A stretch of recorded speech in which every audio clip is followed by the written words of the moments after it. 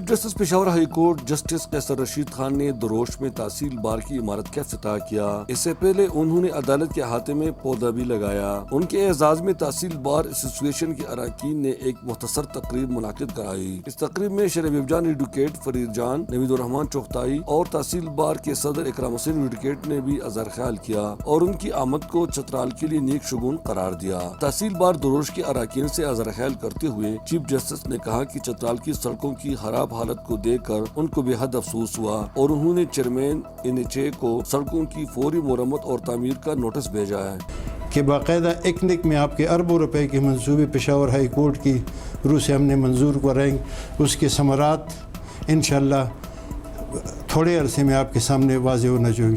Chief justice نے چترال کی جنگلات کی تحفظ کے لیے بھی ضروری اقدامات اٹھائے۔ چترال کے جنگلات جو ہیں ان کا جس بے دردی سے اور جس بے رحمی سے ان کا ضیاع ہو رہا ہے، تو میں نے کہا کہ اب وقت آ گیا ہے کہ اس ضیاع کو روکا جائے۔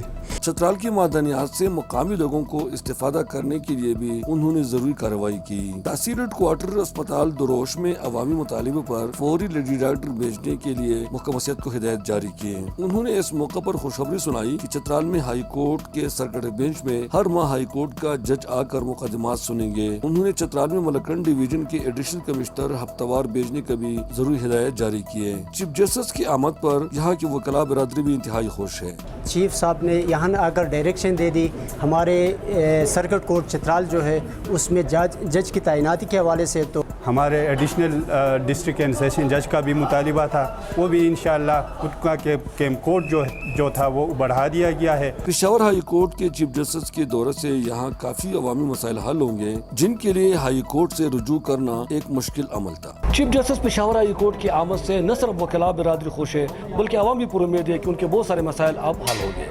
اخوندزادہ غلام فاروقی، لاہور چترال۔